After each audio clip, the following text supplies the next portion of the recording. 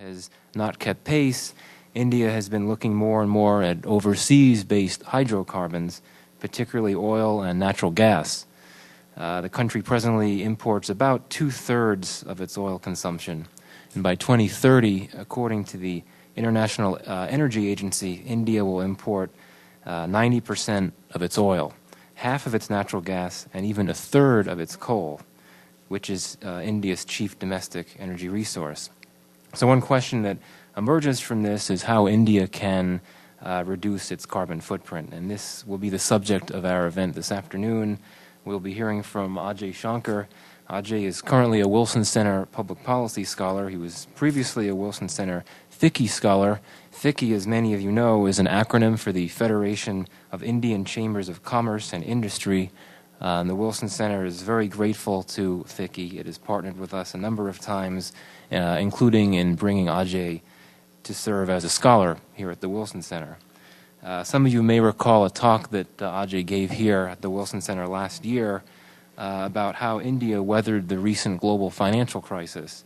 During the crisis period, Ajay was serving in India's Commerce and Industry Ministry, where he helped craft a stimulus plan. In many ways, though, his career has revolved around energy issues. He's currently a distinguished fellow with the Energy and Resources Institute, and earlier, while in the Indian Civil Service, he held a number of posts dealing with energy and environmental issues. You can refer to his bio for more detailed info. Before I stop, let me just thank the Wilson Center's Global Energy Initiative, which is our event co-sponsor. So I thank Clark Taylor in particular. So with that, I will stop and defer to Ajay, who will speak. Following his comments, following his remarks, we'll then have a Q&A. Thanks. I've been looking at this issue, India's quest for a lower carbon footprint over the last few months. And I must first of all begin by saying that if 10 years back somebody had asked me whether I'd be doing some such thing, I said you would be out of your mind. Because around 10 years back in India, the general feeling was that climate change, global warming is a problem of the industrial West. They do so much by way of emissions. We are a poor developing country. We have a long way to go, so it's not our problem. And it's the West which must do, demonstrate, give us money, and so on and so forth. Over the last 10 years, there's been a sea change in the perspective within India. And that is that the problem is serious, time is running out, and everybody needs to do their best and do it fast and soon.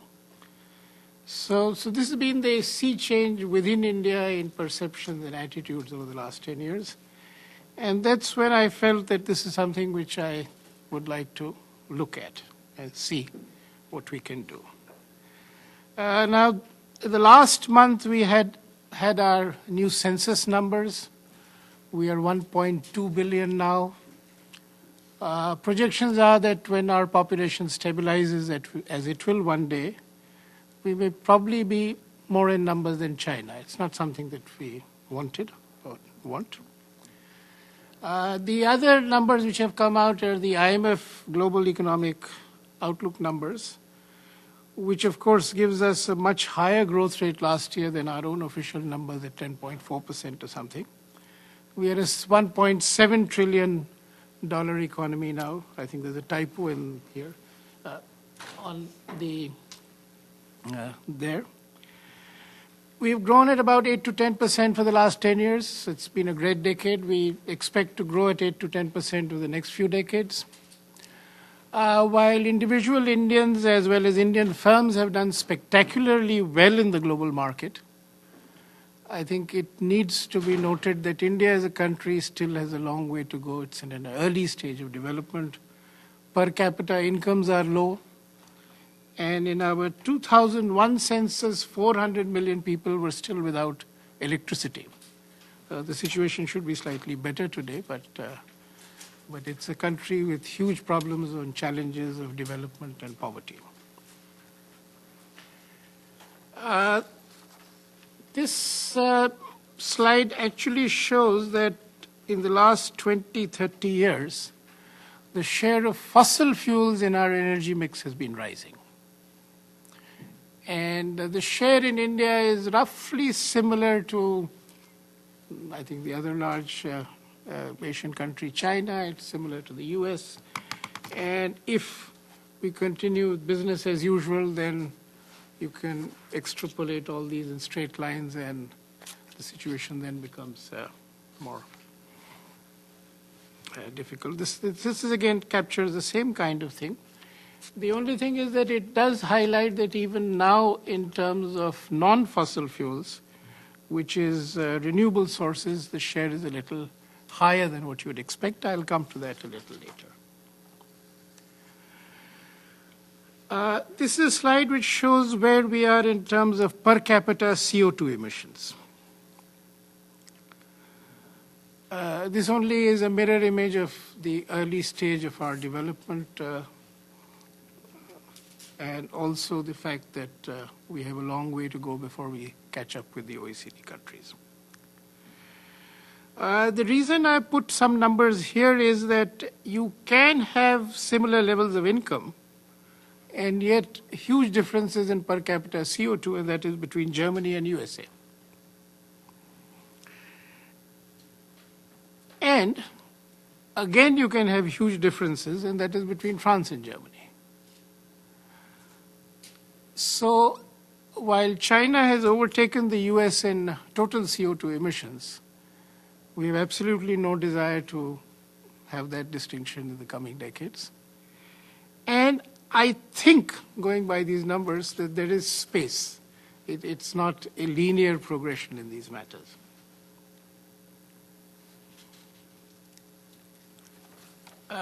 Now, I wanted to give you a sense of what has happened to India in this period. So our emission intensity has fallen 35% between 1994 and 2007. Now, I'll just explain. And our intention is to achieve a further 20-25% between 2005 and 2020. So this is what we've achieved is quite surprising. In fact, I didn't expect these numbers 10 years back. And very few people are aware of it. What we want to do is put a part of our national voluntary target following Cancun. Now, some of this, if you come back to a slightly earlier slide, when our economy was growing at 8-9%, our energy growth was only energy consumption growth was only 3.5%. Now, that's the unusual part of the story. Now, I'll just take a minute to explain emission intensity. And in fact, if I go back to an earlier slide, I think it'll be easier to explain. One is that you use less energy for the same living standard and the same levels of consumption. And the other is that you generate less CO2 for the same. You combine the two and you get emission intensity. So if you look at Germany and the USA, I think the difference is really that you use less energy to live equally well. And you look at France and Germany, you get the same kind of energy with less CO2. And the reason is that France gets 74% electricity out of nuclear energy, Germany gets somewhere 22-24%. So when I look at India's quest for a low-carbon future, a footprint, I'm looking at both. One is how can you get more out of less energy, and how do you get less CO2 or less carbon out of whatever energy that you do. And I think India needs to do both and needs to do really stretch itself on both fronts. Now, if I look at energy efficiency, I must say that this is a comparison using purchasing power parity, which is a fair measure because what you pay for a kilometer by train fare or cab fare does need to be equalized, and that's what purchasing power parity does. Then India's energy efficiency today is at par with Japan, marginally better than Germany, and about 30% better than China. That's where we are today.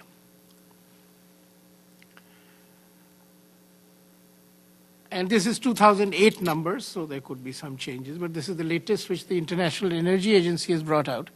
And since they are the best professional body globally, one takes their numbers seriously, though there can be issues in calculations. If I look at carbon dioxide in per unit of energy, which is the next slide, this is interesting because France and Brazil are very low. Brazil because it has so much hydropower, France because it has so much nuclear energy. India and Germany are at par. China is much higher.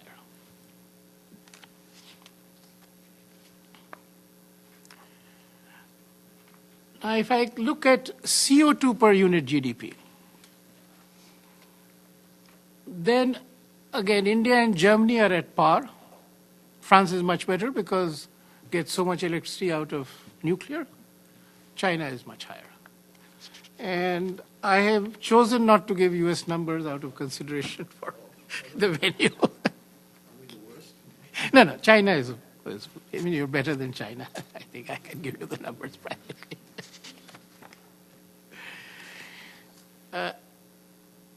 So now let's come to India. And the question I asked myself was that how did we achieve this 35% reduction in emission intensity? How did we become as energy efficient as Japan or as Germany? What happened to us? What did we do? And this is an issue which needs a little more explanation, but very simple proposition is like this, that beginning with the early 90s, we opened up our economy to the global economy, sought greater global market integration, trade, investment liberalization, competitive markets. And the other factor is that we have had a huge de facto carbon tax on all commercial and industrial users of electricity. And even petrol prices have been very high because of very high taxes there at roughly European levels. Then it's been an economy of lower incomes. And even in the marketplace, people with less money are trying to do more and be more efficient. So if you say that, and the cross-subsidy in electricity, for those of you who are not familiar with India at all, it goes like something like this, that for welfare reasons and reasons of food security, we give electricity practically free to our farmers so that they can irrigate their fields. They are small farm holders and they have very little incomes. And we also give electricity at highly subsidized rates to people who are getting their first electricity connections for one bulb and one fan.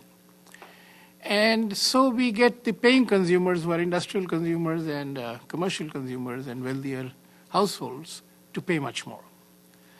So effectively, the rates charged have historically been 50 to 80%, sometimes even 100% more than the cost of supply.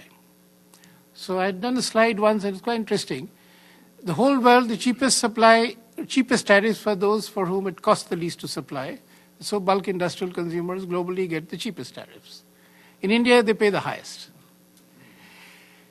Now, what happened is that this market signal, once we had the market liberalization, worked very strongly with the players in the market. The other advantage which we had was that we were just taking off. So the late mover always has an advantage that you can get the best technology in the world, the best equipment in the world. So these two factors were operating. A, that people were sensitive to electricity prices, the prices were much higher. B, you're in a globally competitive environment, you have goods coming in from all over the world, and you're short of money. So if I look at the developed part of the Indian economy, or the modern part of the Indian economy which is integrated to the global economy, so that's where the achievements in energy efficiency are very impressive. So I didn't know, I was at an All India Cement Manufacturers Association event, and they showed me numbers that the energy consumption per ton of cement manufactured in India is better than in Europe and almost at par with Japan. If you look at steel, one of the famous overseas acquisitions from India was of Tata Steel buying Chorus Steel of UK, which is the UK steel industry basically. And this was an acquisition of a giant by a pygmy because Chorus Steel was 5 times larger than Tata Steel. The markets financed this acquisition. And they financed it, one of the reasons they financed it, that Tata Steel had become one of the most efficient, cost-effective, energy-efficient producers of steel by then in the world. Similarly, if one looks at other energy-intensive sectors, even in coal, using coal for generating electricity, we had become one of the best in the world. And I didn't know this till I was present in a Indo-EU energy dialogue, and I made the point somewhat tentatively. And my EU counterpart, who was following this more carefully, he said, "I'm glad you said it. You should have said it more forcefully, because this is something good that has happened in India and people don't know it, and they should know it." What is well known is now is that India is a global hub, the largest global market for small fuel-efficient cars. So fuel-efficient cars are developed in India, they're sold in India, they dominate the Indian market. And then you get innovation. So Tata's came up with a nano car, and that gives about 55, 60 miles to a gallon, and it makes a huge difference. So I think what we have achieved is a result of actually the price signal working well in the market. And now in the last few years, we've also moved beyond the market and we have empowered ourselves to drive energy efficiency. So we have an Electricity Conservation Act, and we have the legal authority with the Bureau of Energy Efficiency to prescribe energy efficiency standards, to say that if you don't meet minimum standards, you can't have that product in the market, etc. But what they've done is that they've been moving cautiously and trying to create a consensus within the country, because India being a democracy, you can do only what the people of India are willing to accept. So they began with labeling of appliances, air conditioners, television sets, etc., and that has worked very well. Now this year they're doing something more interesting, and which is that they're taking the economic model of the cap and trade system and bring it to energy efficiency. So they are going to pick up energy-intensive sectors, same like cement, power generation, etc., and then say give them a 5% target of lowering energy consumption, and within that have a market mechanism. So somebody who overachieves has a certificate which he can sell. Somebody who underachieves has to go and buy. So you get the market incentive of the cap and trade scheme, but use it in the energy-intensive industries of India to foster competition and get people to move faster. So this is something very ambitious that is being introduced this year, and such should have a major impact. And now if I look at the period ahead, then the first gut reaction would be that if you're as good as Japan, you can't get better. Then if you sit back and think some more, you said you're bound to get worse. Why? Because people have more incomes, they will buy bigger cars, those who don't have air conditioners will buy air conditioners and other appliances, and so it's got to get worse. So how do we, or what is it that we can do to see that it actually gets better? So one is what I would call the low-hanging fruit in the short run.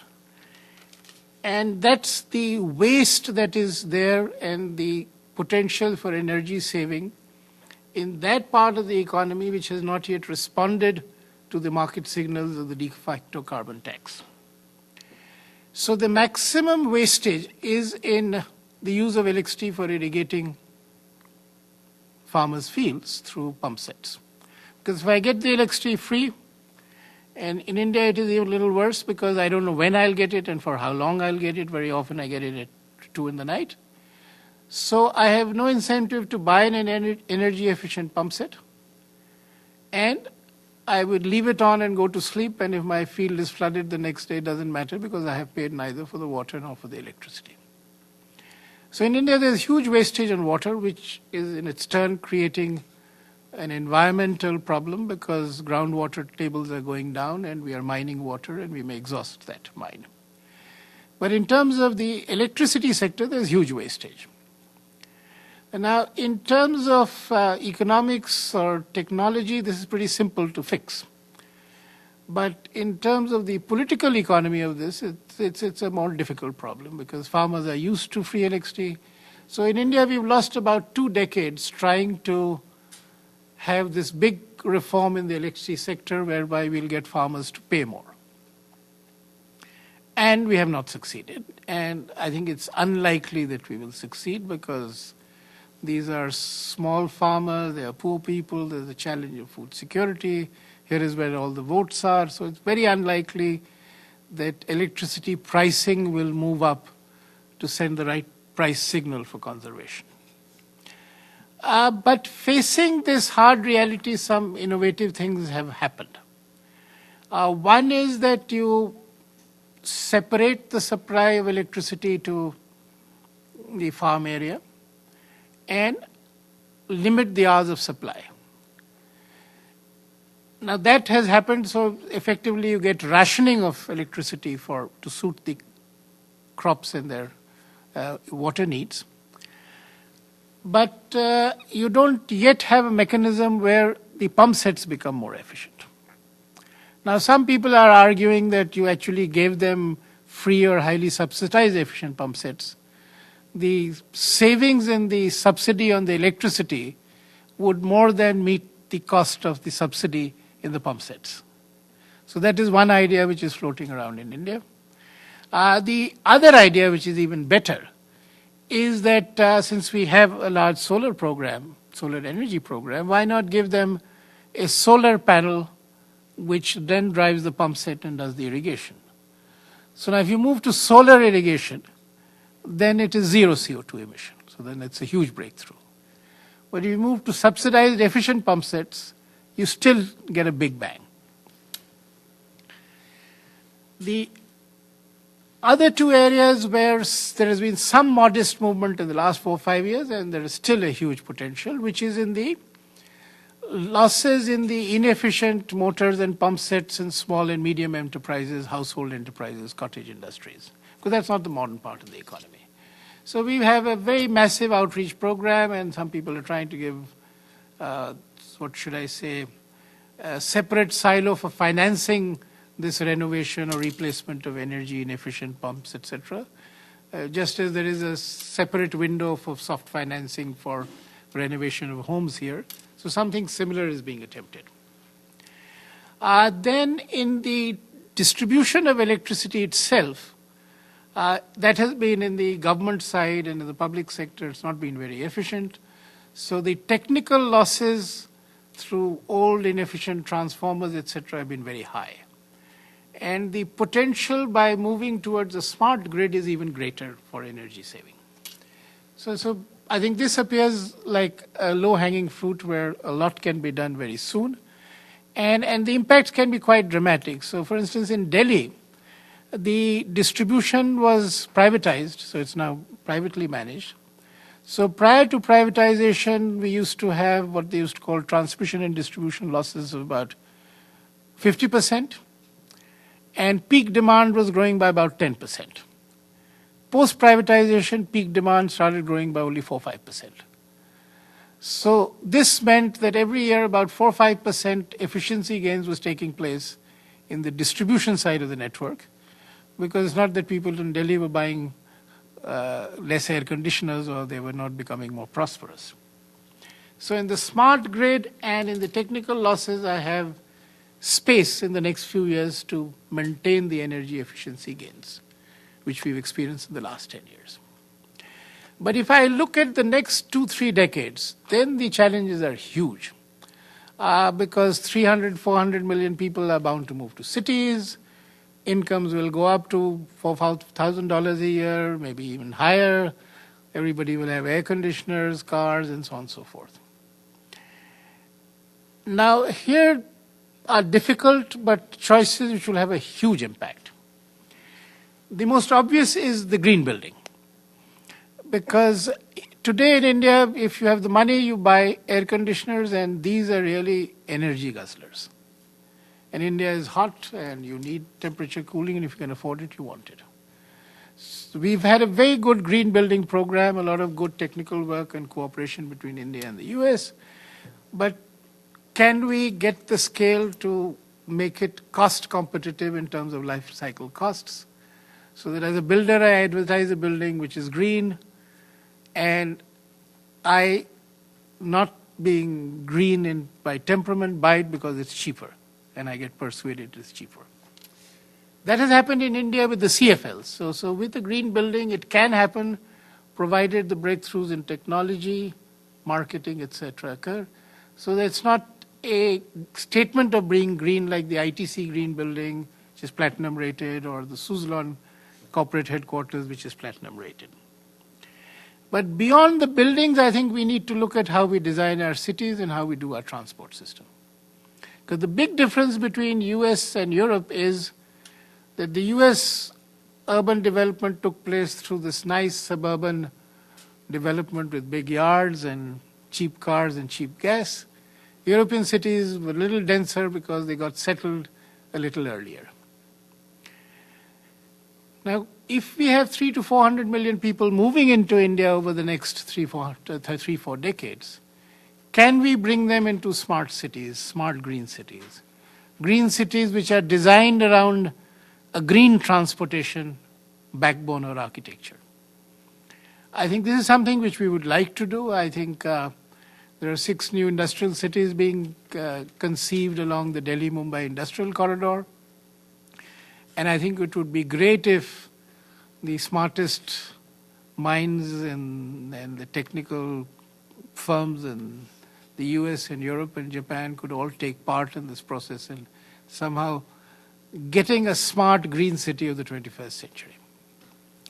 Way back in the 50s, we had done it when we built the new capital for our smaller state of Punjab in Chandigarh. So we got who we thought was the best, La Corbusier, and he built a really green city with nice wide open spaces and roads and parks, and it became a kind of role model for the diplomatic enclave in Delhi, and also maybe the way Islamabad came up later. So can we get a really smart green city and green cities going? Because if we do this, there is a potential for seeing that the next 2-3 decades, we really take a very different path than those who've gone before us in the industrialization. Related to this is the electric vehicle. Because the electric vehicle, in theory, gives you freedom from CO2 if you can get the electricity which has no CO2. Because otherwise, if you get all your electricity without CO2, say from nuclear, cars will still need to run on gas. But the electric vehicle technology has arrived. And India is fortunate because we have 2 producers now in the market. One is Reva, who's recently been bought over by Mahindra. They've been making electric cars since 95. And they claim that they've till at least 2008 had sold the maximum number of electric cars and had the longest operating experience of electric vehicles. And Reva is a good example of Indo-US partnership because it was launched by an Indian who studied here, and his partner in private equity came from an American who's based here. A lot of US technology firms provide the critical technology, and this car is made and sold in India. And the other is a more recent development, which is Tata's, who are planning to introduce and sell the first all-electric car in UK this summer, in UK and Norway.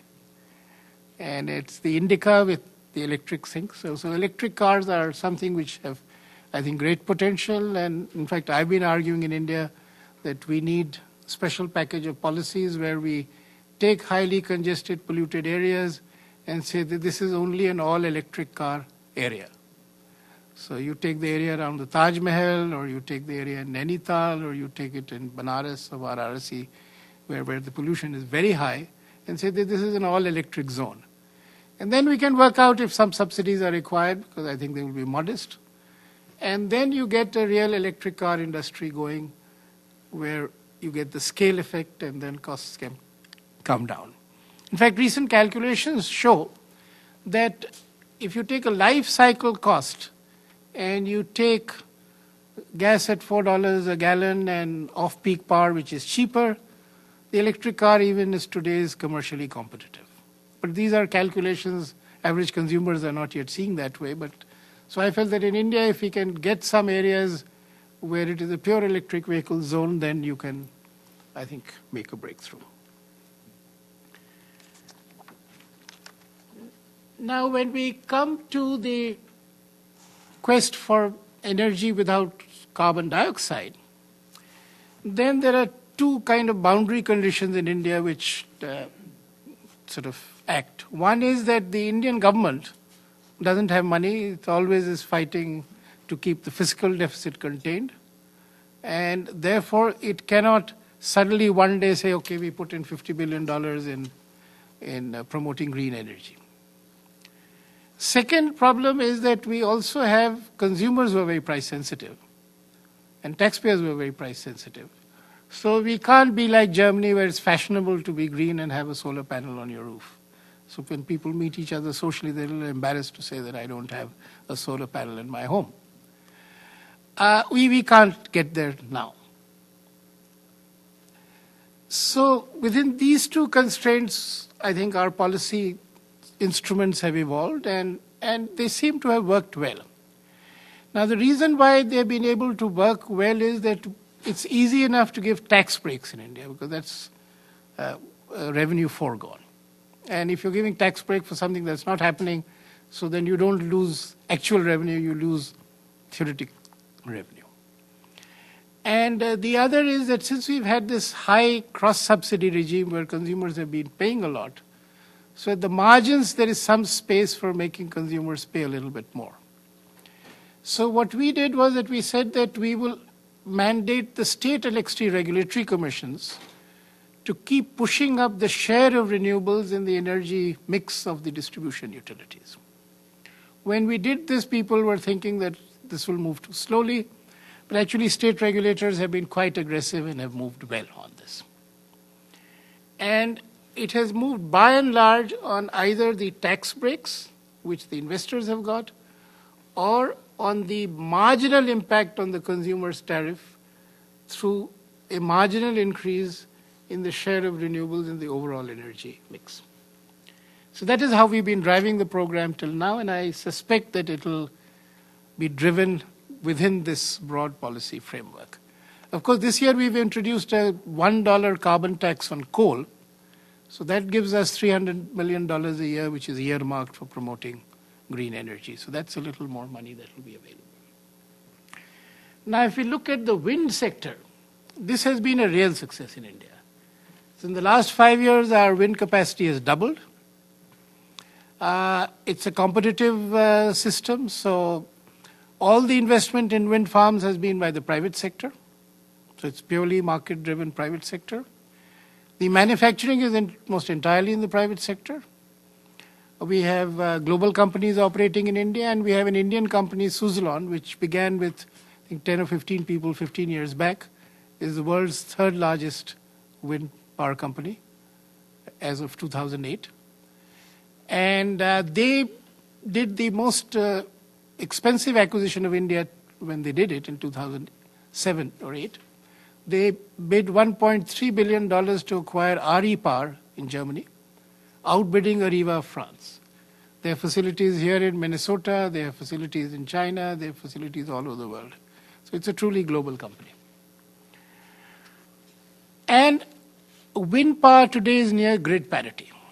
Now, a regulatory decision has driven the grid power program in India, which was that if you had a wind farm somewhere else and you were an industrial user, whatever you generated from your wind farm got deducted from what you took from the grid from your industrial plant.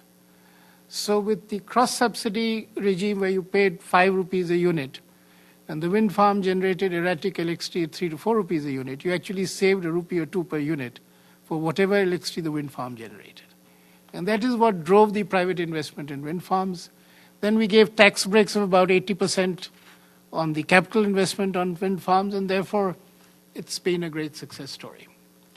But the problem with wind farms is that even globally as well as in India, no matter how much you do, it's still an impact on the margins. It's not a game changer in terms of carbon emissions from energy. The potential game changer is solar.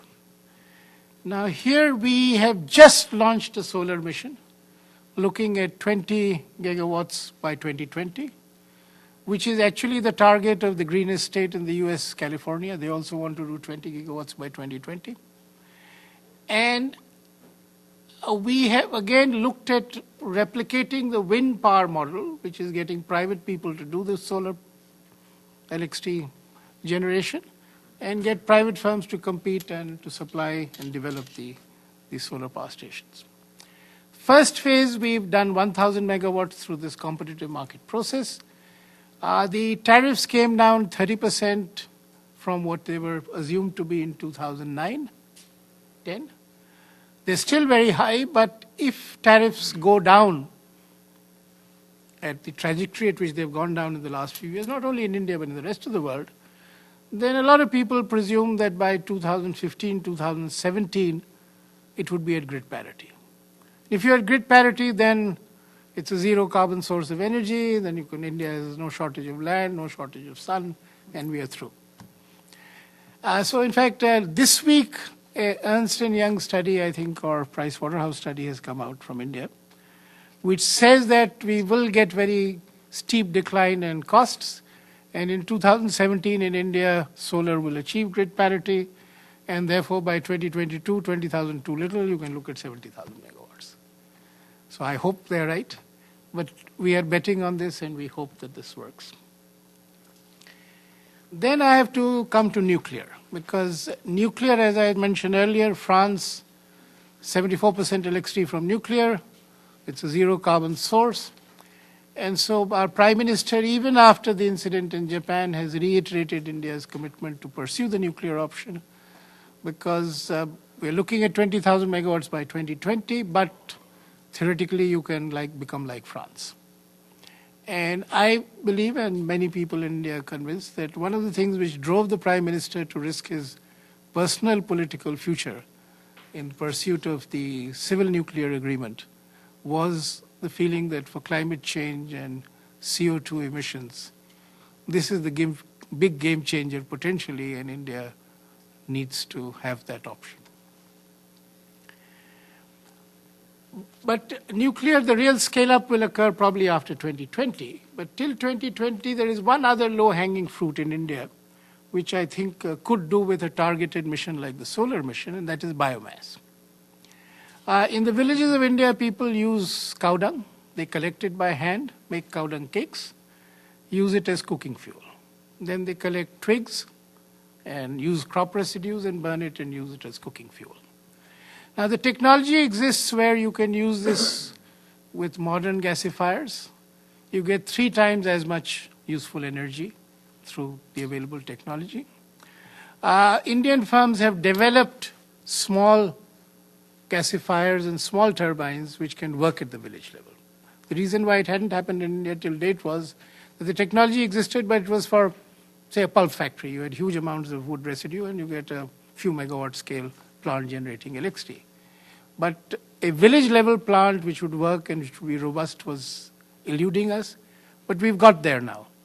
So if, say, in the next 10 years we can get all the cow dung cakes of India to get phased out, and you get village level decentralized distributed energy systems which use crop residues, cow dung, etc., then effectively I get 3 times as much energy without any additional CO2 emissions. So this is something which I think India needs to pursue very aggressively, and I hope we do it. Because the technology is there, the models are there, so some fine-tuning of the business model, the delivery model, the service mechanism, the subsidy delivery, I think should work. I will mention 2 other points, which is one is carbon capture and storage. Now, this is a new technology where you burn coal or gas, separate the carbon dioxide, and put it under the Earth's surface from where the coal or the gas or the oil came, or other formations. This is potentially a huge game changer. So when the US in 2001 launched the Carbon Sequestration Leadership Forum, We in India were very happy to come and join it. I had the privilege of coming as part of the Indian delegation. We were the first people when US wanted to do a future gen project with zero CO2 emissions. We also joined up, actually even paid $10 million to be partners. But for technical reasons, the project didn't take off, but it's now in the process of being revived. In Europe, they have done some pilot plants of 20, 30 megawatts, and there's a little more optimism about the technology becoming robust enough for the next 5, 10 years than there was, say, 5 years back. So I think if that happens, then again, it's a game changer.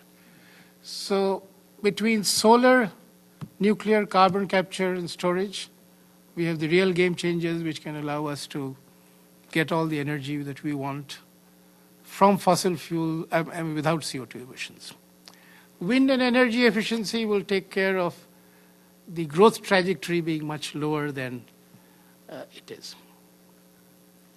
Now, as we move forward, I think we would be doing what we've done till now, which is push everything as aggressively as we can, because every little thing at the margin makes a difference. In the last slide, I forgot to mention shale gas, because there is a feeling that we may also have shale gas, and gas is a little better than coal in terms of energy. And we've signed an MOU with the US on, I think, mapping our shale gas resources. And one of our large gas companies is investing in shale gas technology in the US. So that's one area. Now, if I were to summarize as to how is it that we intend to move forward, it is that we rule out no option, pursue everything aggressively. But we don't have too much money, so we've got to pursue it intelligently, create competitive markets, get the scale so that you start moving down the cost curve, get innovation. But the fact of the matter is that scale beyond a point doesn't yield to the benefits of competition or scale effect or going down the cost curve. So we would like to put it at a level where we can afford it, but pursue all avenues.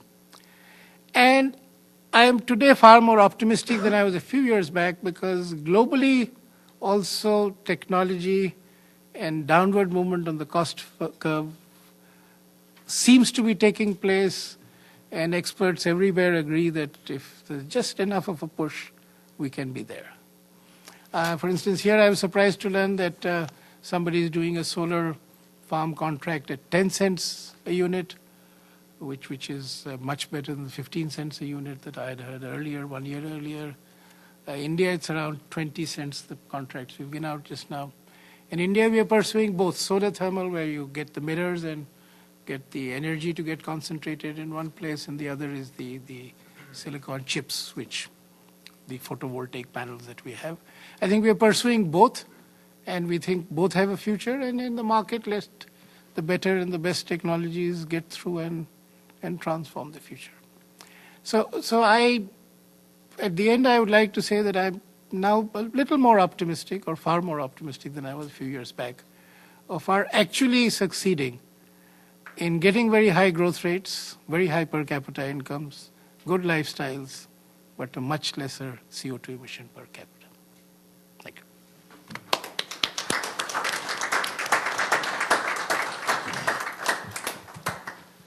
Well, thank you. That was a very enlightening presentation in many different aspects, so thank you for that.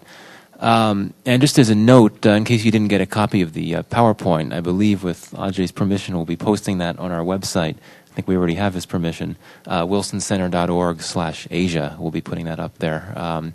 We're going to take your questions now. I request that since we're webcasting this live, that you wait until we have a microphone in front of you to ask your question. And I ask that you give your name and your affiliation. So first question. Bob? I'm Bob Hathaway here at the center. Ajay, very good, informative presentation. I may have a wrong assumption. If I do, then I will ask a different question. You use the pronoun we many times, and it was unclear to me whether we meant India in general or India the current government's approach toward dealing with its challenges in the energy sector. Your presentation was a very comprehensive and, I have to say, very clear explanation of what the Indian approach is today.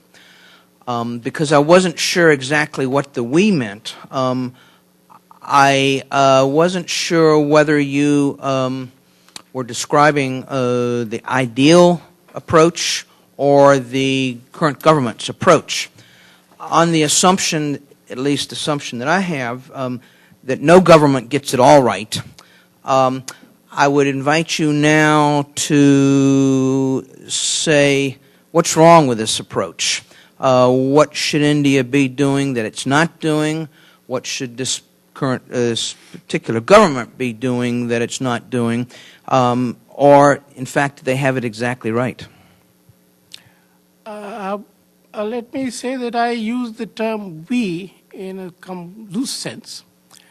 And the reason why I did it, because within India there is a broad consensus across parties on policies in the area of energy and the issues I was covering.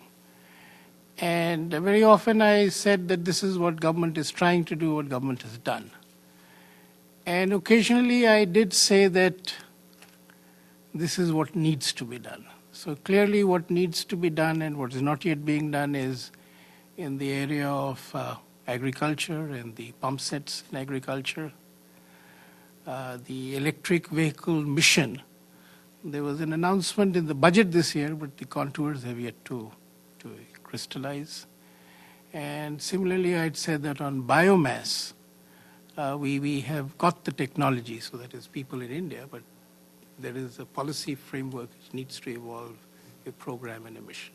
So if I were to clearly demarcate the part which is yet to happen, then I would say it's agricultural pump sets, biomass, this is the short run.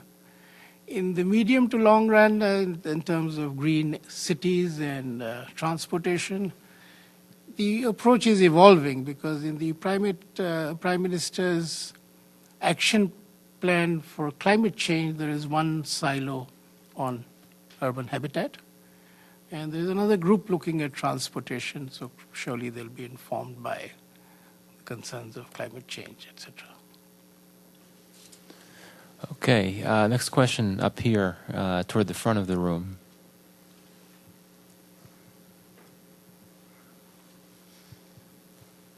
Right. Thank you. Surjit Mohan Singh, American University. I wanted to come back to this biomass thing, because I remember in the late 50s and early 60s, we were trying to promote biogas units in the villages. And it didn't get anywhere. But it's my impression that you were saying it has made considerable progress. So my question is this because state governments have finally cottoned on to their importance? Is it that the mindset of villagers has changed? There was so much prejudice against it. What has changed? Let me first clarify that I was talking of the potential. We don't have a large program today. The program needs to start. What has happened is that the technology has moved, so you have plants which can work in a robust fashion with small amounts of crop residue and small amounts of animal waste or small amounts of twigs and tree wood cuttings. That's where the technology has moved. We didn't have that, and this is for getting electricity. The earlier program was for getting gas for cooking. And there, my sense is the technology was not robust enough, and even when you get the technology right, it is very important to get the delivery mechanism as well as the business model right. Because even if you have first-rate technology, if at the village level you don't take care of something as trivial as maintenance and repair, or the person who's supposed to operate it at the village level, for him, if it is not attractive enough economically, or you don't have the private sector doing it, but you have a government employee who's paid very well, but recruited from an urban area, so he's very reluctant to stay in the village and do what he's supposed to do, and very difficult to enforce his stay there or to police his staying there, and so the whole thing then doesn't work all that well. So I think in this area we have to evolve a delivery mechanism, a business model, and scale it up. This is a low-hanging fruit, but it is something yet to be attempted. But the potential is great because I get 3 times as much as useful energy and with no additional CO2 emissions. And biomass today still, in rural India, it's the cooking fuel, and its beneficial impacts on the health of women and their eyes and so on and so forth, of course, is terribly important. Okay, Dennis? Just wait for the mic. There you go. Dennis Cooks from here at the Wilson Center. Thank you very much for this much rosier presentation than my own limited understanding of the Indian energy scene. Because I remember doing a couple of years ago, got into the electric power area, and I think it was between losses of the state electricity boards and just losses through theft and non-payment or what have you, it costs, 1% of GDP or something, a very large number.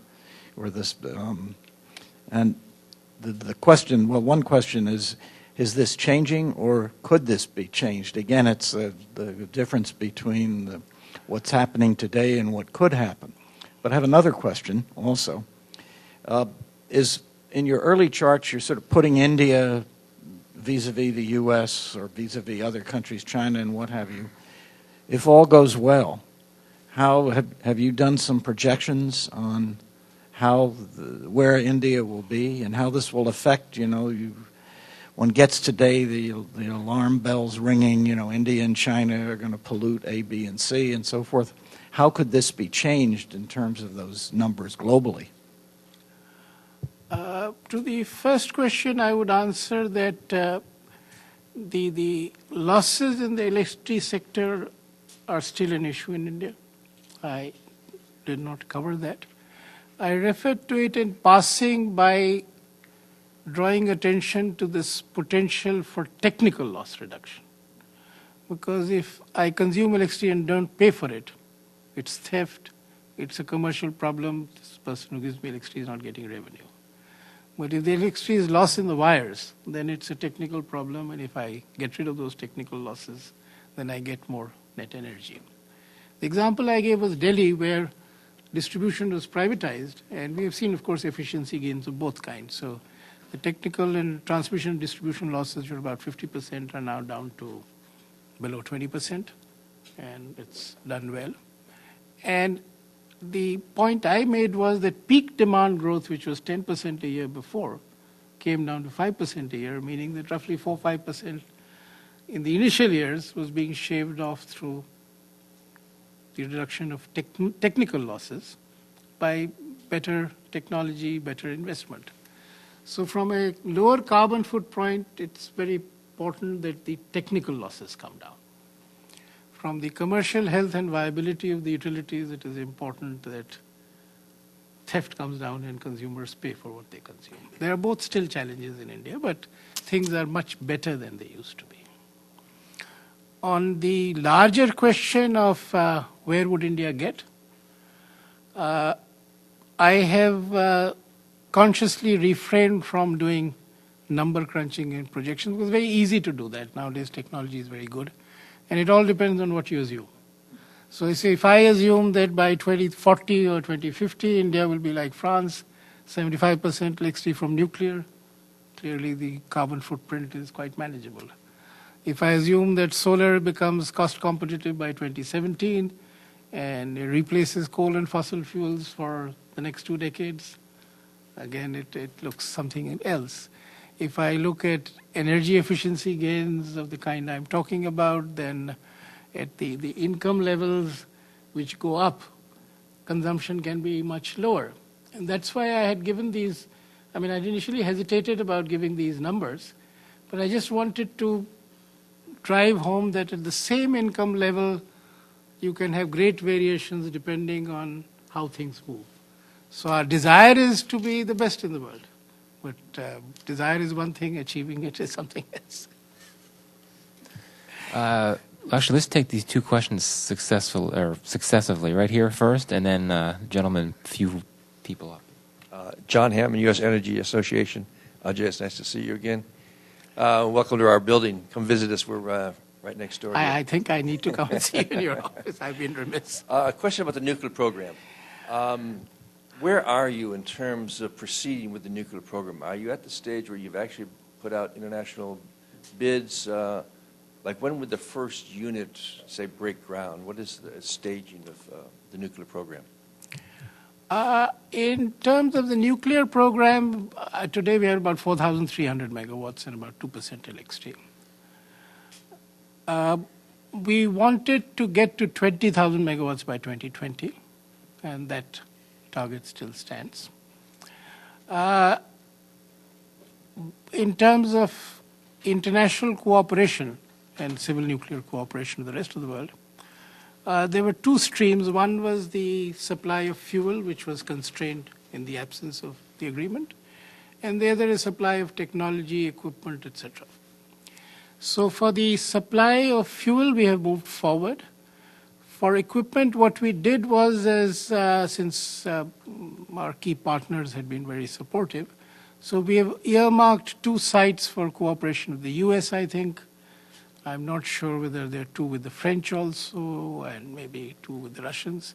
So sites have been earmarked. Negotiations are on their way with the firms to see that we conclude the commercial arrangements and contracts as soon as possible. And so my sense is that these negotiations are on their way, and 20,000 megawatts by 2020 is achievable. We also have this fast breeder reactor, which will get commissioned next year, which is our own technology and which allows the fuel to get multiplied by a factor of, 5 or 10 or something. And we are also working on using thorium as a fuel, which, again, work is on its way. And now with the cooperation with the US possible, hopefully we'll be able to get there faster. And so technically there are 2-3 possibilities. One is that you get fuel which is a little better in terms of proliferation risks. You can also get technologies and designs which reduce the waste management problem. You can also get technologies and designs which are better in terms of safety and how you mitigate risks, etc. So that's where we are.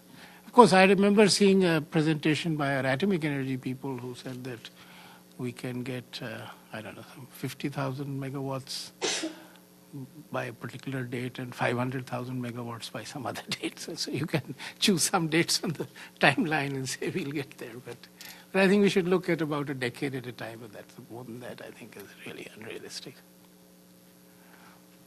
Go ahead. Andrew Isle, U.S. State Department. Thank you very much for your presentation. It was very thought-provoking, and I appreciated your optimistic approach. I would like to follow on to the question of the gentleman to my right about grid transmission and distribution. And following up on your answer about the reduction of non-technical losses as well as technical losses, one might argue that reducing the non-technical losses and the theft also indirectly has a carbon benefit, because by making utilities more solvent, it helps improve the investment environment and the ability to develop more capital-intensive projects that have a lower carbon footprint and increase the power supply without a corresponding increase in emissions. And I'm wondering if you could speak a little bit to a couple of the challenges in greatly increasing the low-carbon power supply on 2 fronts. First, the ability of governments at the national as well as the state level to deliver on subsidies and incentives for renewable energy in particular, and also what the prospects are for channeling capital to those investments in low carbon energy, in no small part because of the high cost of capital in India and the capital intensiveness of those projects. I think I'm seeing 2-3 questions, so let me try and address that one by one. Reducing commercial losses or theft and getting consumers to pay for what they consume is very high priority. I didn't dwell on it because it was not material to my presentation today. In Delhi, as I said, the private sector was brought in, and losses have come down from 50% to below 20%. Mumbai, which has always been with the private sector, it's always been around 10-12%. And but electricity distribution is a state subject and a politically sensitive issue. So last 2-3 years, we have seen other states trying to bring in the private sector into electricity distribution. The central government has been trying to encourage better governance in the distribution side. They run a central program which is called APDRP, Accelerated Power Development and Reform Program, where the idea was to support investments in energy audit and those measures which would allow you to control theft.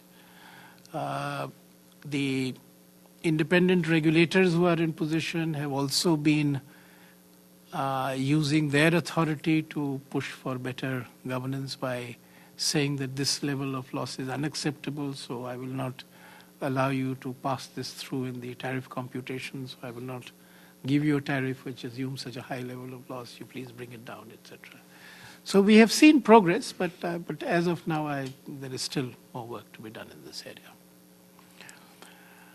On the issue of subsidies for renewables, let me again try and summarize. One is that the state regulator says that you must take so much percentage from wind or solar. So the utility buys that and pays the market clearing price or the price set by the regulator. So the private investor in wind or solar gets paid either the price determined through the market process of selection or what the regulator has set. And the regulator has set prices on the basis of which investment is flown in. So the entire investment in the wind sector is from the private sector, from the Indian financial markets, and of course the Indian financial markets are interconnected with the global markets, so you can money is fungible, flows in both for debt and equity. So the entire wind industry, 14,000 megawatts, is private capital driven, and they all get paid either by way of tax reliefs or in terms of reliefs in their electricity bill, and that's why it's been growing very rapidly. It's doubled in 5 years. On solar, what has been done is, again, interesting. So no budget subsidy is envisaged for phase 1 of 1,000 megawatts. So the central government has bundled this with some very cheap old sources of power, where the capital costs have been depreciated, etc. And the state utilities have to take this bundled power, so 1,000 megawatts of solar, plus that much cheaper power from conventional sources. And this bundled power is still economically attractive enough, and therefore the private developers who will be putting in the solar plants for the first phase of 1,000 megawatts under the central program would have no difficulty in getting fully paid, because the payment is to come from state level distribution utilities which are already paying the central utility for electricity, and the extra payment that is involved is so little at the margin that it doesn't really make an impact on the bill.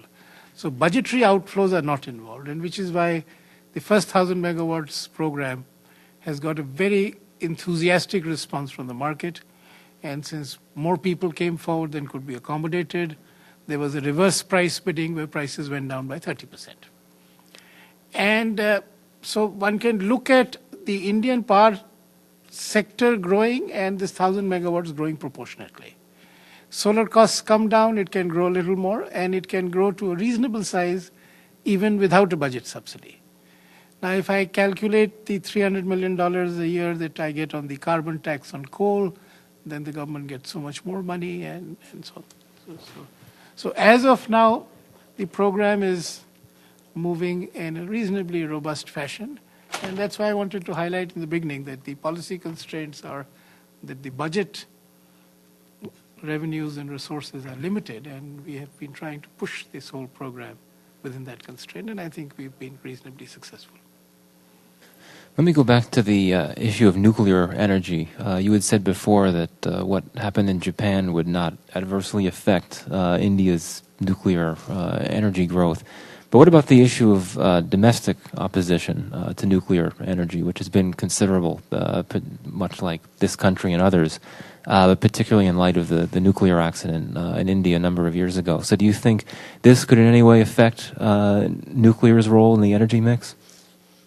One will have to wait and see. Because all I said was that after the incident, our Prime Minister has said that we are committed to our nuclear energy program. But we would now, even I'm glad to see the Japanese Prime Minister has said that. But clearly, India is part of an integrated, globalized world, and it's not insulated from public opinion elsewhere. Okay, let's go to the gentleman. We'll have to wait and see how nuclear energy as a whole evolves in the global situation. Sure, that's true enough. The gentleman right here. Thank you. My name is Siddharth. I'm from the World Resources Institute in DC here. My question is two parts. It's about the energy intensity target the Government of India has set in. The schemes like energy efficiency trading is, I think, the first big step to achieve the target. But how, in terms of the further step to reach the entire target, we said 20-25%, will it be a kind of, how we are going to do, because will it be a sector-wise distribution or state-wise distribution? Because are we trying it out with the first test and reach out a formula later? That's number one. How will we aggregate the achievements and ensure that the target is achieved, number one. Number two, the schemes on the action on the climate change and the low carbon development in general seem to be driven essentially by the lead by the Government of India at the national level. How far the leadership will shift to the regional and the state governments? What's your views on that? Let me answer the second question first. The share of renewables in the energy mix of a distribution utility is being settled by the state electricity regulatory commissions. And that is the law of India since 2003. And they have been pushing it up gradually. And there is variation across the states. So if I look at even solar, Gujarat and Rajasthan have very ambitious programs of their state level. And that's why, in response to the earlier question regarding the V, I said there is a broad consensus in India that this is where we need to move, and move on all fronts and move as best as we can. In terms of the central government, yes, there are programs and there are targets, and this 20-25% reduction by 2020 is a target whose roadmap and implementation strategy is partly there and partly a work in progress. So the energy efficiency trading scheme is as you pointed out, is the first really big initiative. Other things I expect will get reflected in the 12th plan document, which is under evolution at the moment. Okay, right here. Thank you. Albert Cantrell. I'm consulting in public opinion research. We've talked a good deal about the market, which is a rational system. People who participate in the market as consumers may not always be rational, whether it has to do with biomass or buying a nano or their support or opposition to nuclear power. To what extent, as the government moves ahead in these areas, does it factor in considerations such as public education and put together specific programs that need to be organized, rather than sort of assuming that the village farmer is a rational consumer and therefore will obviously select A or B if it seems to make economic sense. To what extent is that whole sort of habit of thought built into this planning? I would agree with you that if one is looking at the agricultural pump set,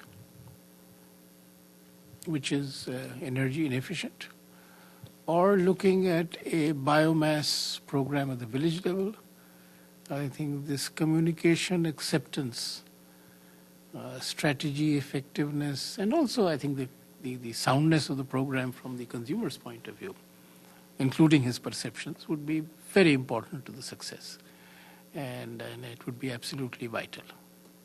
I think we have had experiences, as she referred to, the huge effort of a highly subsidized Gobar gas program of the 80s, which didn't deliver because some of these issues were probably not taken care of.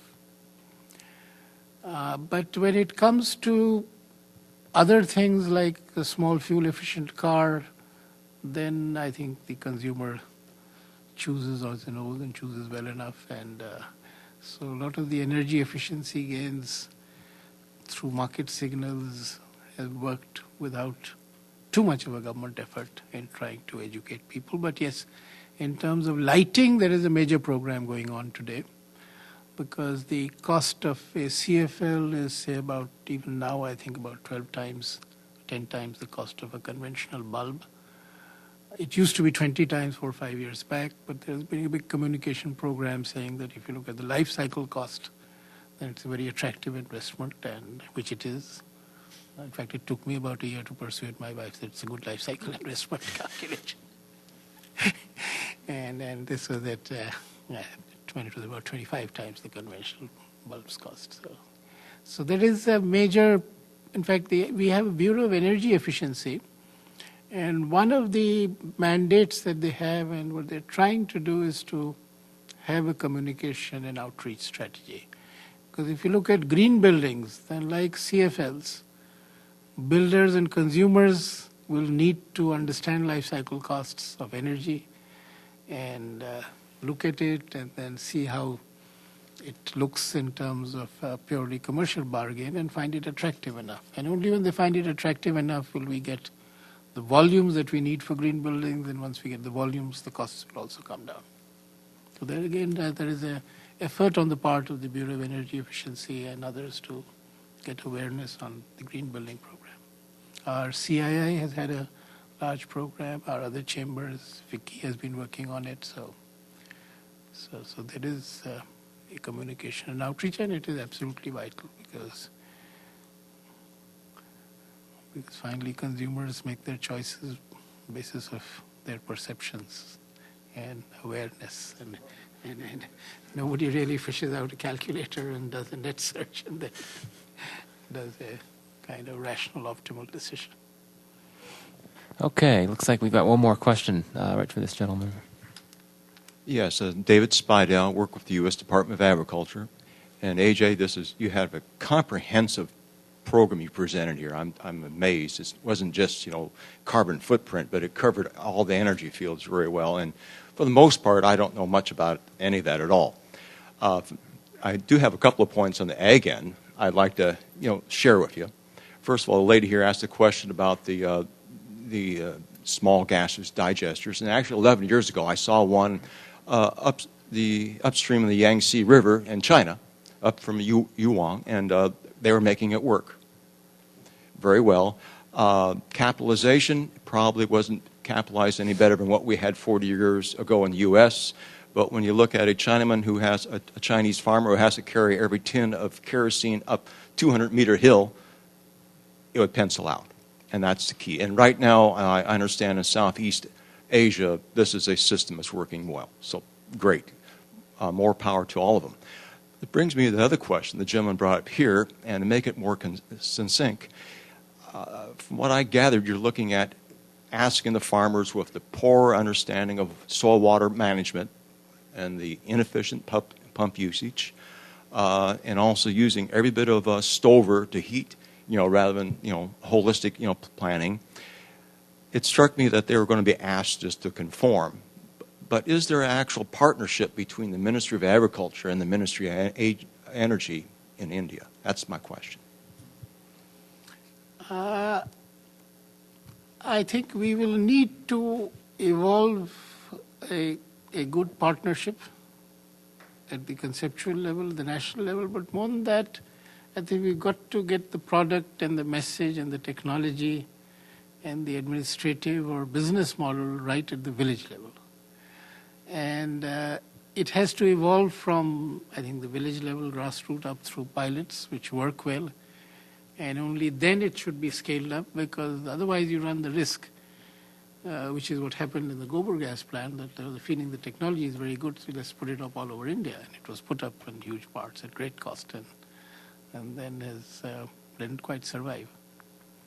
So there will be a lot of effort involved. It will be a tough call, but I think the time is right in terms of the technology. And if you look at the subsidies which today go into electricity and kerosene in India, then I think the calculations in terms of what government expenditure may be required or subsidies may be required may throw up results which may make the proposition quite attractive and interesting.